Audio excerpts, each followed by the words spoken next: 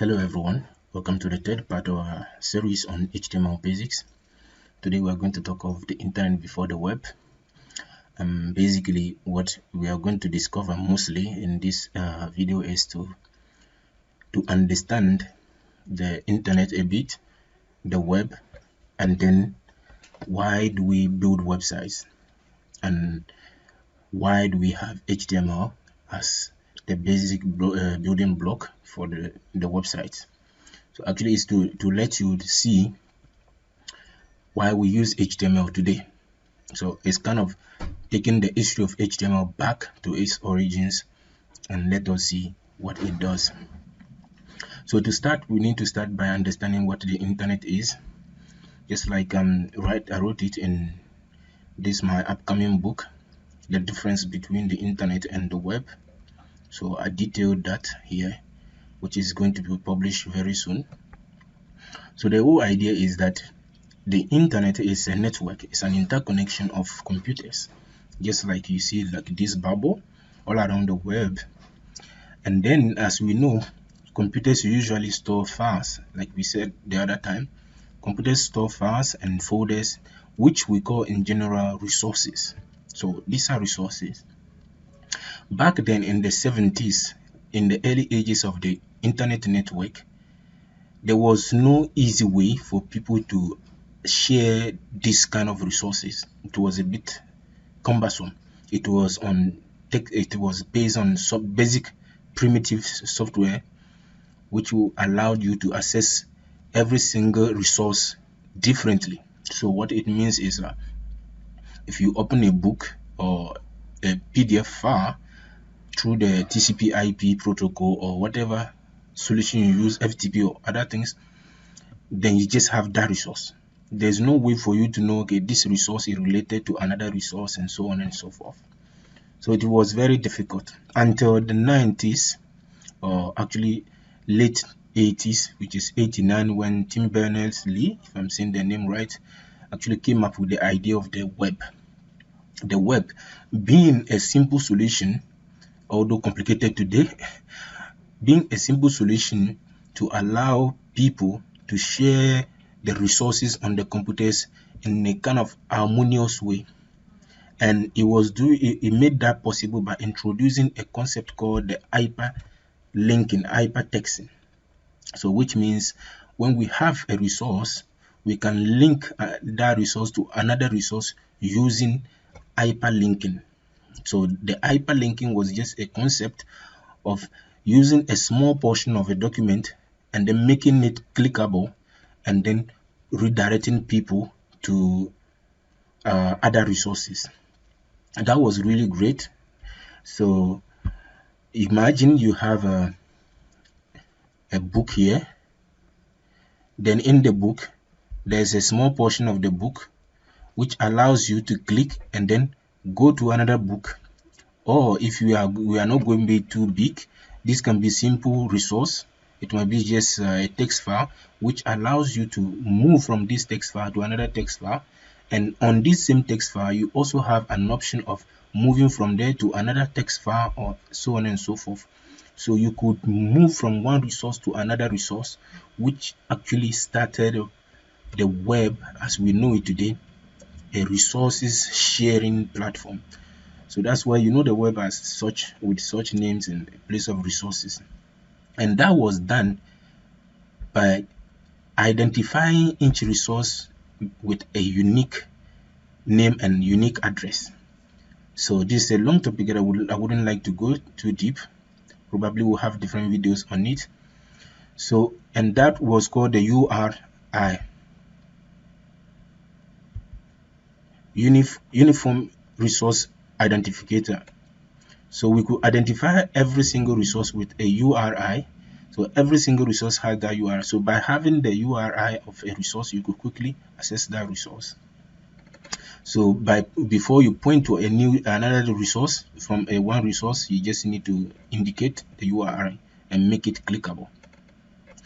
So in order to come up with that hyperlinking, okay, to make it possible, the web needed a special way of encoding documents, and that's the key part of video today, the web needed to come up with a a special way of encoding documents which could make that possible. So what I mean by encoding document is that, remember in the previous video I was talking of the fast extensions, which allows us to know the type of the fast and technically know how the documents are encoded. The whole idea is from the computer structures. How computers work is that resources as we know it are actually basic machine codes in them. So it is not text. Text is not stored in the computer, but they are being transformed into a special language that computers understand. So that's what we call encoding. So in order to make the hyperlinking possible, we needed to come up with that way of encoding resources and make it possible. So when we talk of encoding, let's assume this. Let's create a simple example of encoding. Let's assume I create something simple which says, okay, anytime I use this symbol, it should mean maybe hello. Okay, it should mean hello. It should mean hello. Anytime I use this particular symbol, it should mean hi. Okay, so this is a way of encoding. So I encode the lesser than sign with hello, and then the greater than sign with hi. So this is like, it's like you using symbols to represent something. So that's encoding. So to make the web resources sharing easy, they needed to come up with that encoding system, which was called Hypertext Markup Language, HTML.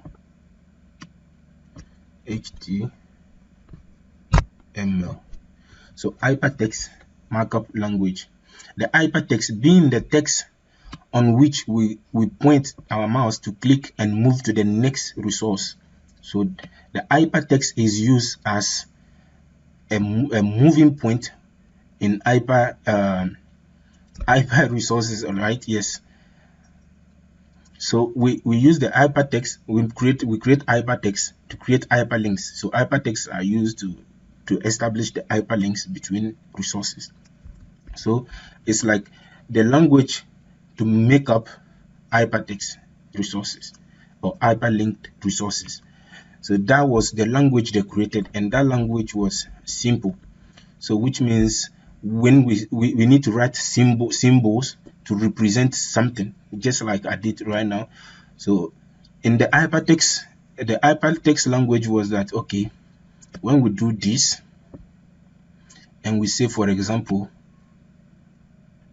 B, like this, and we write something here, we write hi, okay, then we do this.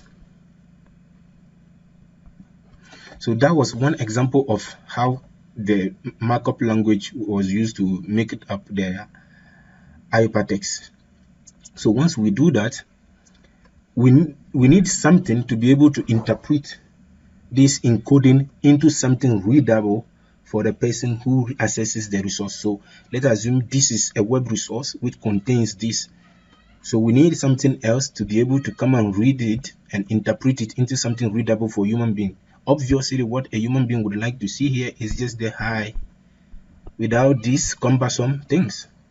So in order to be able to translate this from this, we needed special software, and those software were called browsers. So I'm not having space anymore. So browsers.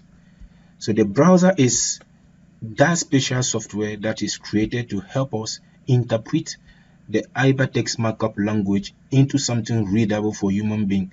And at the same time, since the hypertext, the browser can understand the hypertext markup language, it means we can give it any instruction, including the instructions of making a particular portion of the document an hyperlink, so that we can click on it and therefore move to the next resource. So we can create many of these web resources and link them together. So let us assume another resource here, which we can call from now on a page. So we can link it to the other one, and then make this one to link to another one, and so on and so forth. So when we have all these resources put together to make up one giant set of resources, we have what we call a website.